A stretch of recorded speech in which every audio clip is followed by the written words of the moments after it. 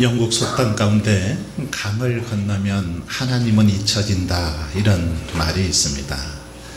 인생의 어려움을 만났다가 그것을 극복하고 이겨내고 나면 하나님을 까마득히 잊어버리더라는 것입니다.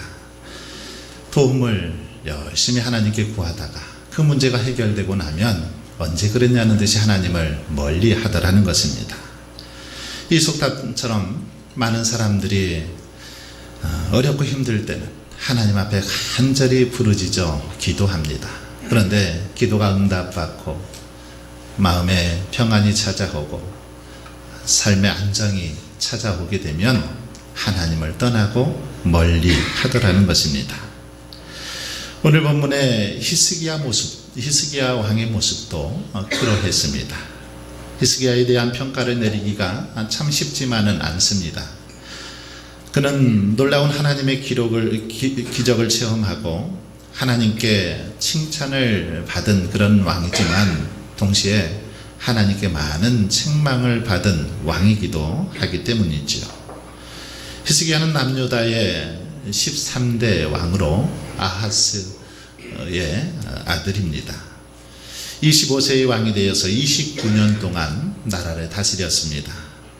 히스기야를 이해하기 위해서는 그의 생애에 있었던 몇 가지 일들을 한번 생각해 보면 좋을 듯 합니다. 그의 삶에 있었던 몇 가지 사건들, 이것은 그의 발자취를 보면 그가 어떤 사람이었는지를 알 수 있기 때문에 한번 생각해 보면 좋을 듯 싶습니다. 먼저 히스기야의 삶에 가장 충격적인 사건이 하나 있었습니다. 바로 그가 유다의 왕으로 즉위한 지 6년째 되는 31살 때 일입니다. 자기의 동족인 바로 형제의 나라였던 북이스라엘이 아수르에게 멸망당하는 것을 지켜본 그런 사건이었습니다.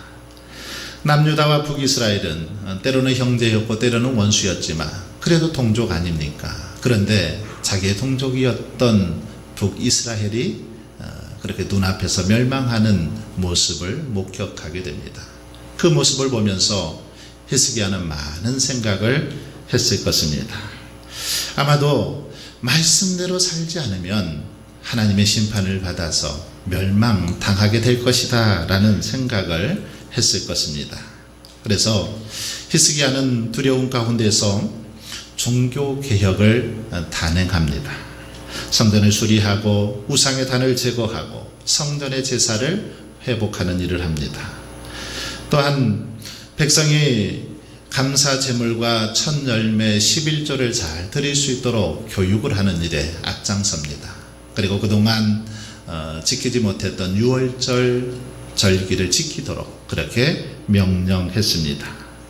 그 결과 예루살렘의 온 성은 큰 기쁨으로 가득하게 되었습니다. 역대하 30장은 그 사실을 이렇게 보여주고 있습니다. 예루살렘에 큰 기쁨이 있었으니 이스라엘 왕 다윗의 아들 솔로몬 때로부터 이러한 기쁨이 예루살렘에 없었더라. 히스기야 때에 이렇게 놀라운 기쁨이 그 성 안에 가득할 정도로 그렇게 하나님의 복을 누리게 되었다라는 것입니다. 두 번째, 히스기야가 겪은 중요한 사건 중에 하나는 바로 아수르와의 전쟁이었습니다. 종교를 개혁하고 하나님의 축복을 누리게 되자 유다는 교만해지게 됩니다. 이 교만은 하나님 앞에서도 큰 죄악이지만 아수르의 처지에서 봐도 가만두고만 볼 수는 없었습니다. 그렇게 거만하게 행동하는 그 모습을 가만두고만 볼 수 없었습니다. 그래서 히스기야 왕 제14년에 아수르 왕 사네립이 유다를 쳐들어오게 됩니다. 이때 히스기야는 겁을 먹고 아수르 왕에게 사람을 보냅니다. 사람을 보내서 어떻게 하면 당신들이 물러가겠습니까? 라고 그렇게 묻자 사네립이 그렇게 대답을 합니다. 은 300달란트와 금 30달란트를 내게 바쳐라. 그러면 내가 물러가겠다. 그렇게 이야기를 합니다. 그래서 히스기야는 여호와의 성전과 왕궁 곳간 안에 쌓아두었던 은금을 가져다가 바칩니다. 뿐만 아니라 성전 문에 그 금과 모든 기둥 가운데 입혔던 그 금을 다 벗겨내서 그렇게 아수르 왕에게 가져다 바칩니다. 하지만 이렇게 했음에도 불구하고 사네립은 돌아가지 않습니다. 오히려 하나님을 조롱하고 히스기야를 농락하게 되죠. 그러자 이때서야 히스기야는 자신의 어리석음을 회개합니다. 하나님께 철저히 회개하고 이사야에게 기도를 부탁하면서 자신도 하나님 앞에 기도하기 시작합니다. 성전에 올라가서 간절히 하나님 앞에 기도하죠. 부르짖어 기도할 때 하나님께서는 히스기야의 기도를 들어주었습니다. 그래서 아수르를 물리쳐 주셨습니다. 열왕기상 19장 35절에 보니까 이 밤에 여호와의 사자가 나와서 아수르 진영에서 군사 18만 5천 명을 친지라 아침에 일찍 일어나 보니 다 송장이 되었더라. 하나님 앞에 자신의 잘못을 뉘우치고 간절히 기도했더니 하나님께서 하룻밤 사이에 아수르 군사 18만 5천 명을 다 물리쳤다라는 것입니다. 역사가들은 18만 5천 명이 하룻밤에 죽은 것은 아마 급성 전염병 때문에 전염병으로 인하여 죽은 것이다 라고 그렇게 보고 있습니다. 하나님 앞에 자신의 잘못을 뉘우치고 기도했더니 하나님께서 이런 놀라운 역사를 베풀어 주셨다라는 것입니다. 그래서 아수르 군대는 물러가고 이때 아수르의 왕 사네립도 암살당하게 되는 걸 볼 수 있습니다. 이것이 두 번째 사건이었습니다. 그리고 세 번째 사건은 바로 오늘 본문에 나오는 히스기야가 병들어 죽게 된 일입니다. 오늘 본문 1절은 이렇게 시작합니다. 그때에 히스기야가 병들어 죽게 되매 아모스의 아들 선지자 이사야가 그에게 나와서 그에게 이르되 여호와의 말씀이 너는 집을 정리하라 내가 죽고 살지 못하리라 하셨나이다. 그때에로 이렇게 시작하는 이 말씀을 한번 여러분 유심히 보시기를 바랍니다. 이때가 언제입니까? 그때. 이 그때가 언제입니까? 어리석은 가운데서 구원해 주신 하나님의 은혜를 경험하고 또한 가장 큰 적 아수르를 물리치던 그 때입니다. 아수르 왕 사네립이 죽은 후에 일어난 일이라는 것입니다. 히스기야가 왕이 된 지 14년, 그의 나이가 39살이 되던 해에 바로 일어난 일이라는 것입니다. 어쩌면 이제 모든 것이 잘 풀리고 모든 문제가 다 해결되는 그러한 때에 일어난 일입니다. 이때는 히스기야가 한창 젊을 때입니다. 39살이었으니까 한창 일할 때죠. 어쩌면 그의 삶에서 전성기를 구가할 때입니다. 모든 것이 잘 나갈 때입니다. 그런데 하나님께서는 너는 집을 정리하라 그렇게 말씀하고 있습니다. 어쩌면 이 말씀은 청천벽력 같은 그런 말씀이었습니다. 이 사이에 여러분 어떤 일이 일어났는지는 잘 모릅니다. 히스기야가 죄를 지었는지 아니면 신실한 삶을 살았는지 잘 모릅니다. 그러나 중요한 것은 하나님께서 누군가의 생명을 거두어 간다라고 말씀하셨으면 그대로 되어진다는 것입니다. 내가 죽고 살지 못하리라. 이 선언은 잘 나가던 히스기야에게 도무지 납득할 수 없는 그런 일이었습니다. 이해할 수 없는 일이었다라는 겁니다. 여러분, 히스기야는 역대 임금 중에 참으로 많은 칭송을 받았던 그런 왕이 바로 히스기야입니다. 그에게서 신앙과 예배가 회복되었고 우상이 제거되었습니다. 정치, 군사적인 면에서 위기를 잘 넘기며 다윗 왕의 버금가는 그런 칭송을 받았던 왕이 히스기야입니다. 그러나 그가 아무리 훌륭하고 많은 일을 했어도 오늘 본문에 보면 우리와 똑같이 그도 어려움을 당하고 있더라는 것입니다. 위기를 경험하게 되더라는 것입니다. 1절을 보십시오. 히스기야는 병이 들어서 내가 죽고 다시 살지 못하리라. 내가 죽고 살지 못하리라. 이런 사망 선고를 받았다라는 것입니다. 그런데 그런 왕에게 선지자 이사야가 와서 하는 말이 어쩌면 더 가관입니다. 뭐라고 말합니까? 너는 집을 정리하라. 이렇게 말하고 있습니다. 대부분 사람이 죽어갈 때 그래도 희망적인 말을 하지 않습니까? 그래, 조금만 노력하면 살 수 있을 거야. 괜찮아. 희망적인 그런 말로 위로해주고 격려해주는데 선지자 이사야는 히스기야 왕을 향해서 너는 죽을 것이다. 그러니 집을 정리하라. 이렇게 말씀하고 있다라는 것입니다. 이 말은 히스기야 입장에서 보면 얼마나 정말 서운하고 화가 나는 그런 말이겠습니까? 얼마나 원망스럽겠습니까? 그러나 이런 상황 속에서도 본문의 히스기야는 사람들과는 다르게 행동하고 있습니다. 보통의 사람들과는 다르게 히스기야는 행동하는 걸 볼 수 있습니다. 오늘 본문 2절로 3절을 보시면 히스기야가 낯을 벽으로 향하고 여호와께 기도하여 이르되 여호와여 구하오니 내가 진실과 전심으로 주님께 주 앞에 행하며 주께서 보시기에 선하게 행한 것을 기억하옵소서 하고 히스기야가 심히 통곡하더라. 이렇게 기록하고 있습니다.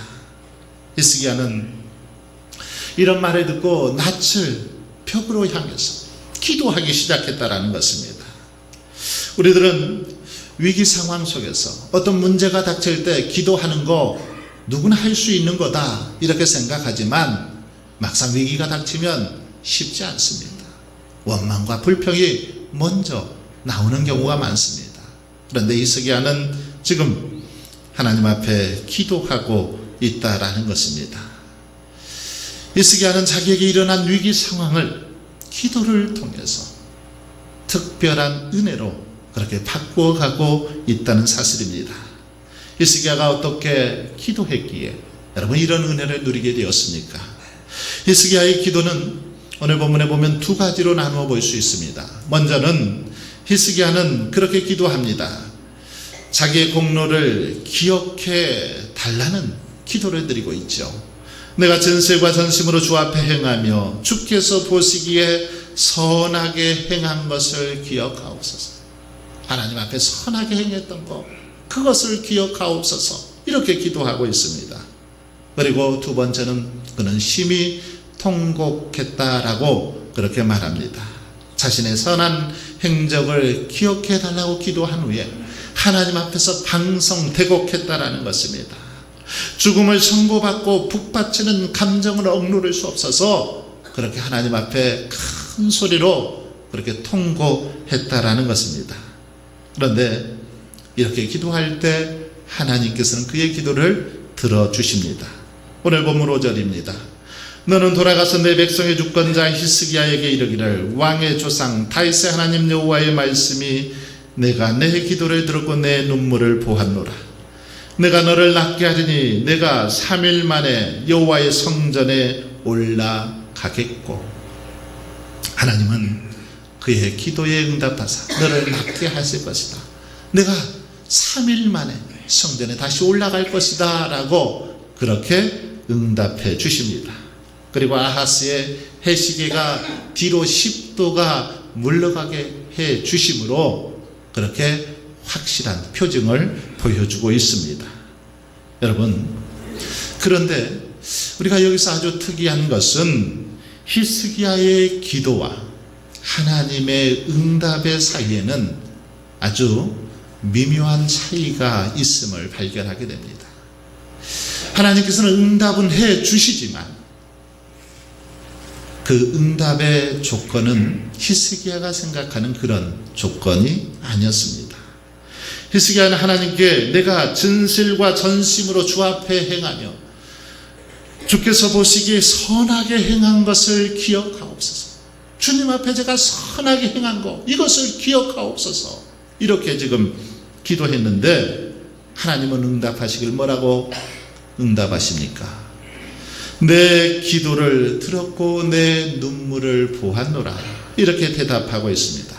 여러분, 무슨 말입니까? 히스기야의 생명을 연장시켜 주신 것은 그가 선한 삶을 살았기 때문이 아니라 너의 기도를 들었고 눈물을 보았기 때문이다. 이런 말입니다. 즉 하나님께서 기도를 들으신 것은 히스기야의 업적 때문에 응답하신 것이 아니라 단지 기도하는 그 믿음의 모습 때문에 응답했다라는 말씀입니다. 이 말씀은 히스기야가 모범이 되는 삶을 살았기 때문에 은혜를 베풀어 주신 것이 아니라 전적인 하나님의 은혜요 선물이라는 것입니다.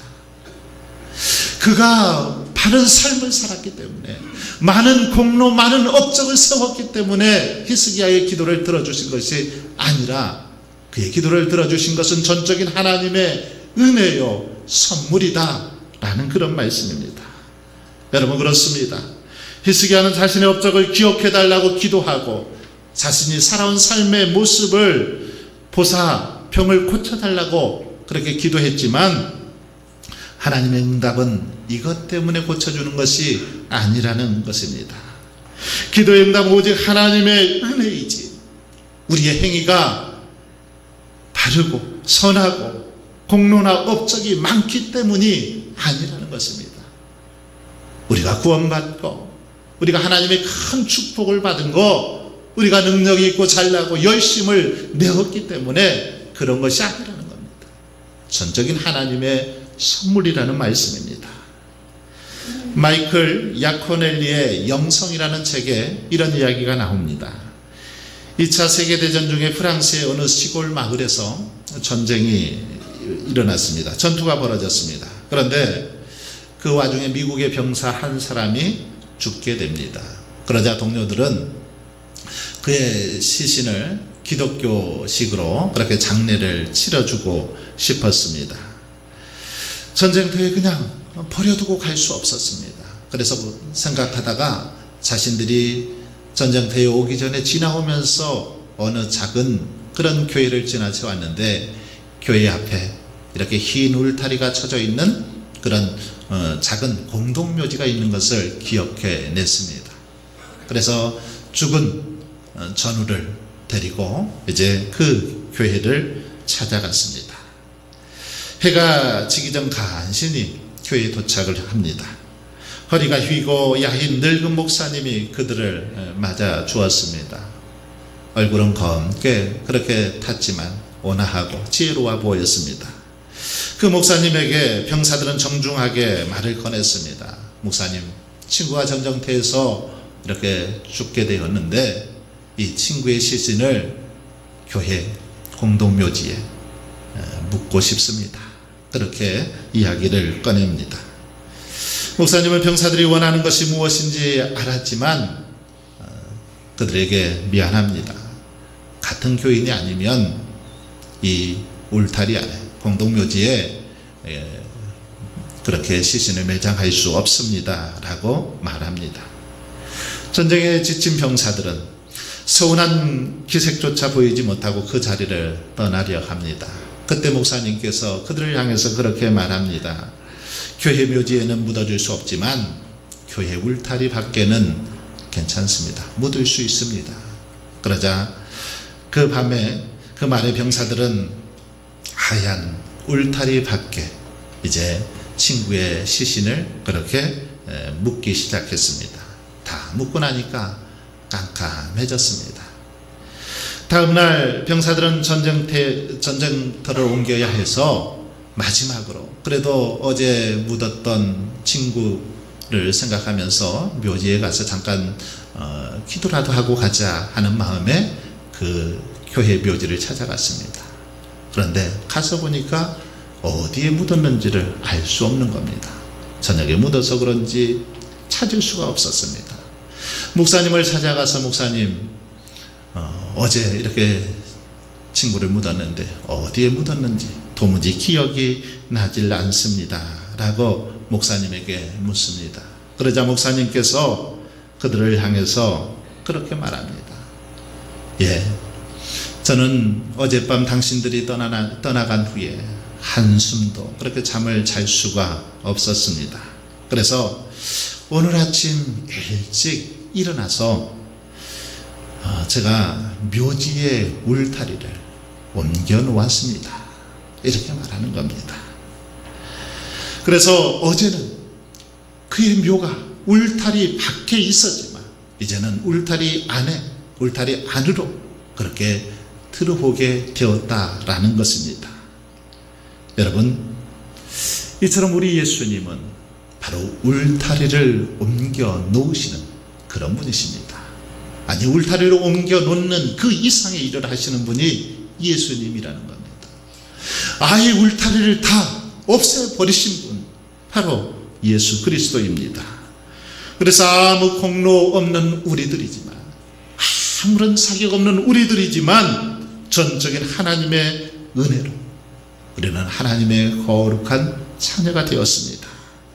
죄로 인해서 영원히 죽을 수 없는 죄인들이지만 주님의 무조건적인 용서와 사랑으로 인해서 하나님의 거룩한 자녀가 되었다라는 것입니다. 그러니 이제 우리가 어떻게 살아가야 할까요? 이렇게 은혜를 받았다라면 겸손히 하나님의 은혜를 기억하며 하나님을 예배하며 섬기며 살아야 되지 않을까요? 히스기야 역시도 그렇게 살아야 마땅했습니다. 하나님의 은혜를 기억하며 하나님께서 자신의 생명을 연장시켜 주신 것에 감사하며 그렇게 살아가야 했습니다.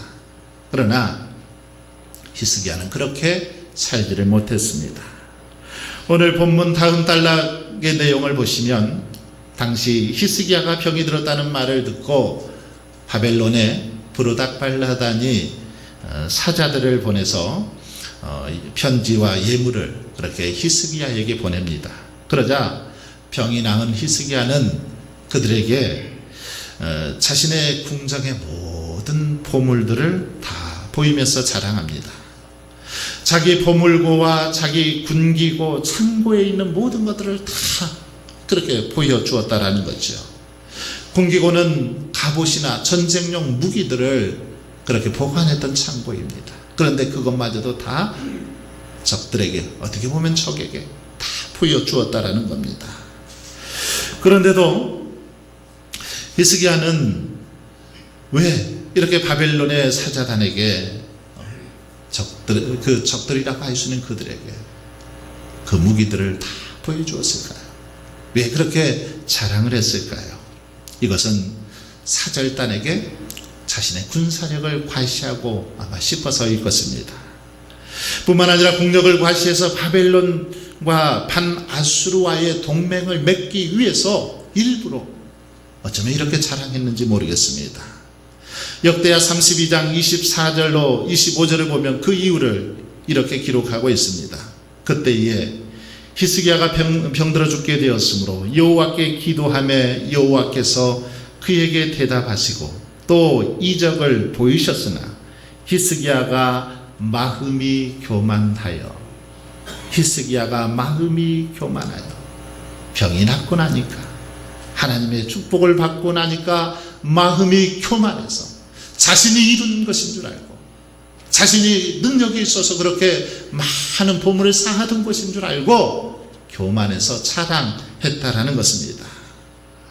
여러분, 왜 히스기야가 이렇게 교만하게 되고 하나님을 의지하기보다는 그렇게 주변의 나라들을 의지하게 되었을까요?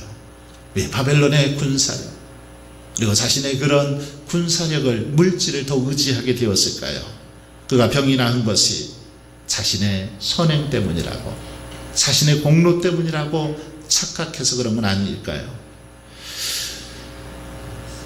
병이 나은 거, 어쩌면 자신이 능력이 있고 자신이 열심을 내었기 때문에 나았다라고 생각했기 때문에, 착각했기 때문에 이렇게 행동한 것은 아니냐는 것입니다. 여러분, 교만이라는 거, 이것은 우리가 조금만 방심해도 찾아옵니다. 물론 우리에게도 공로가 있어야 합니다. 하나님께 헌신하고 하나님 영광을 위하여 열심히 일해야 합니다. 하지만 하나님의 은혜를 잊어버리면 어떤 공로도, 어떤 수고와 헌신도 아무것도 아니더라는 겁니다. 오히려 그것이 교만해지는 수단이 되더라는 것입니다. 하나님의 전적인 은혜로 살아간다는 믿음의 고백이 있어야 되는데, 그 고백이 그치는 순간 결국 교만하게 되어지고 하나님을 멀리 떠나게 되더라는 것입니다. 여러분, 마치 신앙생활이란 고개사가 외주를 타는 것과 같은 그런 게 바로 신앙생활인 것 같습니다. 고개사가 잠시라도 한눈을 팔고 긴장을 풀면 어떻습니까? 그 줄에서 떨어지고 마는 겁니다. 우리들도 영적으로 늘 긴장하고 깨어있지 않으면 하나님으로부터 멀어질 수밖에 없고 우리의 믿음이 떨어질 수밖에 없다라는 것입니다. 그러므로 우리는 하나님에게서 시선이 벗어나지 않도록 늘 긴장해야 합니다. 노력해야 한다는 거죠. 두 사람이 선물을 받았습니다. 그런데 한 사람은 받은 이 선물을 보면서 손으로 만지작거리면서 계속해서 그 선물만 보고 있는 겁니다. 하지만 다른 한 사람은 받은 선물을 잠깐 이렇게 보고는 이내 선물을 준 사람의 얼굴을 계속해서 쳐다보았습니다. 여러분, 두 사람 중에 어떤 사람이 더 아름다울까요? 어떤 사람에게 더 선물을 주고 기뻐할까요? 두 번째 사람입니다. 후자이지요. 선물만 바라보고 있어서는 안 됩니다. 선물을 준 사람을 바라보아야 하죠. 여러분, 그렇습니다.